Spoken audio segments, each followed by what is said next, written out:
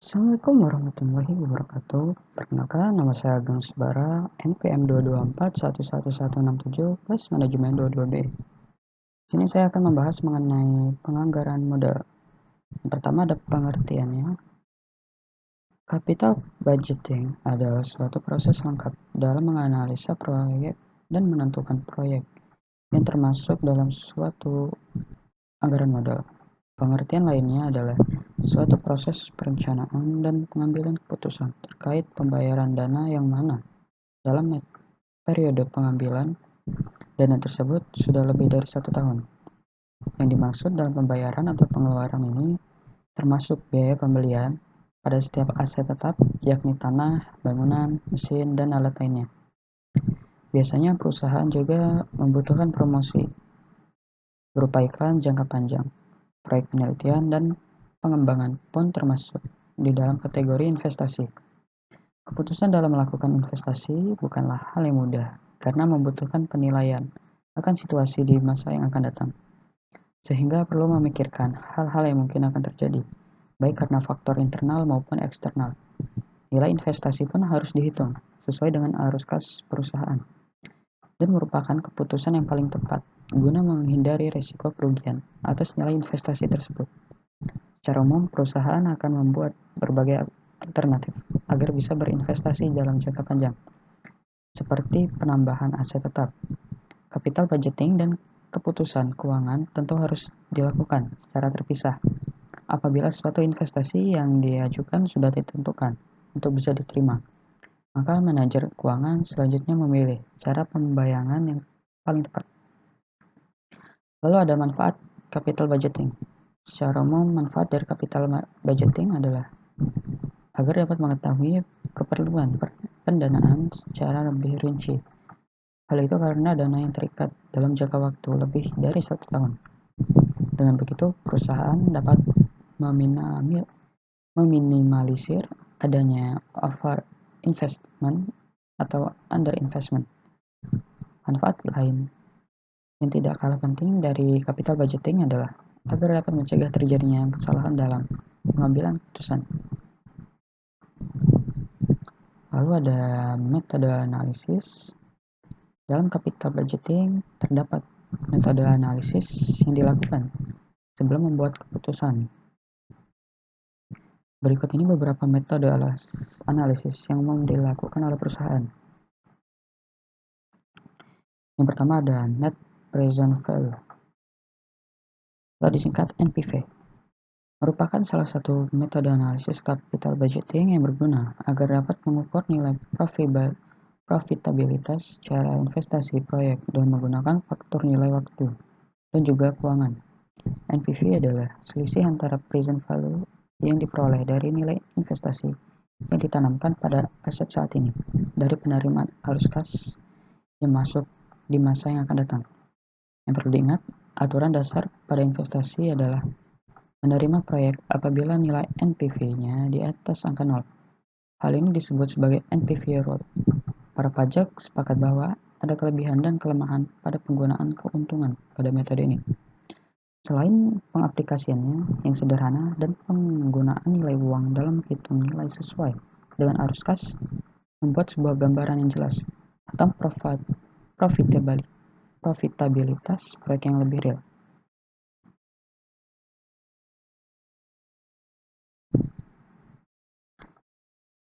Lalu yang kedua ada internal rate of return, atau bisa disingkat IRR. Para ahli sepakat bahwa metode IRR merupakan suatu cara lain dalam mengevaluasi profitabilitas secara investasi dengan syarat menghitung nilai uang. IRR sendiri memiliki artian discount rate atau faktor pendiskonan atau pendiskon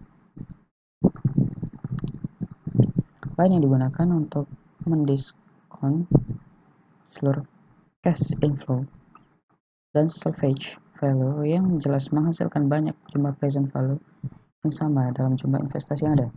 Dengan kata lain, IRR mampu menggambarkan persentase keuntungan serealistis mungkin untuk bisa mendapatkan investasi barang atau modal proyek. yang sudah direncanakan sebelumnya. Dalam IRR yang dicari adalah nilai discount rate yang bisa memberikan nilai NPV sama dengan 0. Bila penghitungan IRR lebih besar daripada cost of capital, maka return yang dihasilkan jelas akan lebih besar dari yang diharapkan. Dengan nilai return yang besar, maka kemungkinan besar proyek investasi yang direncanakan pun akan diterima. Kelebihan dari IRR ini adalah dampak investasi yang akan terlihat secara jelas dalam suatu perhitungan, mulai dari arus kas yang masuk, konsep time value of money, hingga risiko investasi yang akan terjadi di masa yang akan datang.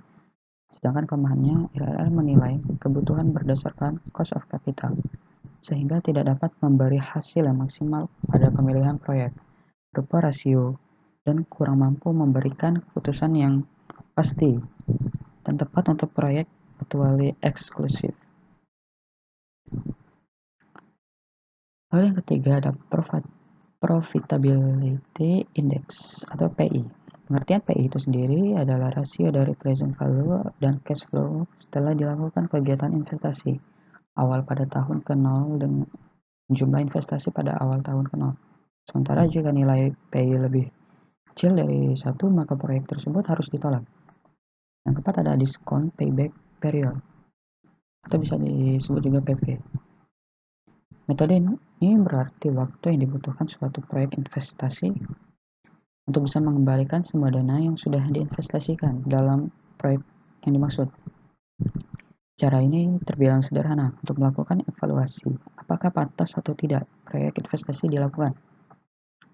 Perhitungan yang digunakan cenderung cepat karena berdasarkan intuisi umum yang biasa digunakan dalam dunia bisnis. Proyek dengan nilai PP yang kecil memungkinkan akan dipilih oleh perusahaan agar dapat dijalankan.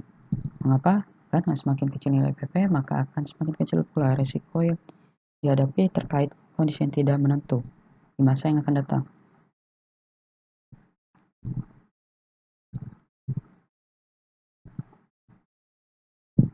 Lalu ada tujuan penganggaran modal.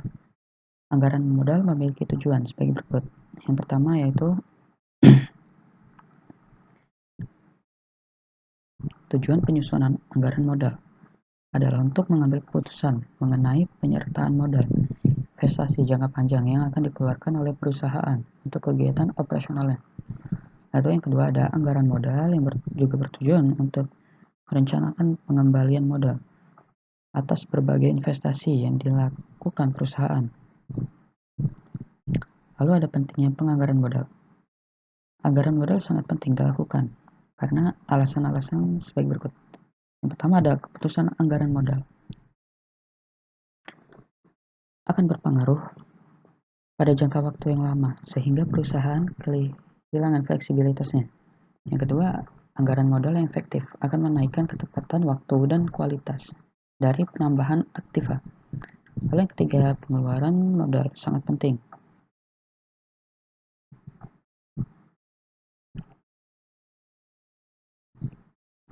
Terkait pembahasan di atas, dapat disimpulkan bahwa arus kas perusahaan yang baik mampu mendukung capital budgeting dalam menjalankan rencana investasinya dan maksimal.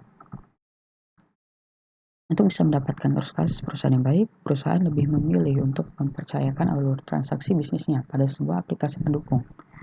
Aplikasi yang mampu membantu suatu perusahaan dalam mengoptimasi arus kas keuangan perusahaan serta kewajiban perpajakan adalah online pajak. Online pajak merupakan aplikasi berbasis website yang dapat digunakan di mana saja dan kapan saja. Fitur-fiturnya seperti pembuatan faktur komersial, faktur pajak, hingga mengirimkan ke klien dalam hitungan detik mampu mengoptimalkan produktivitas kerja Anda. Itu saja yang bisa saya sampaikan. Wassalamualaikum warahmatullahi wabarakatuh.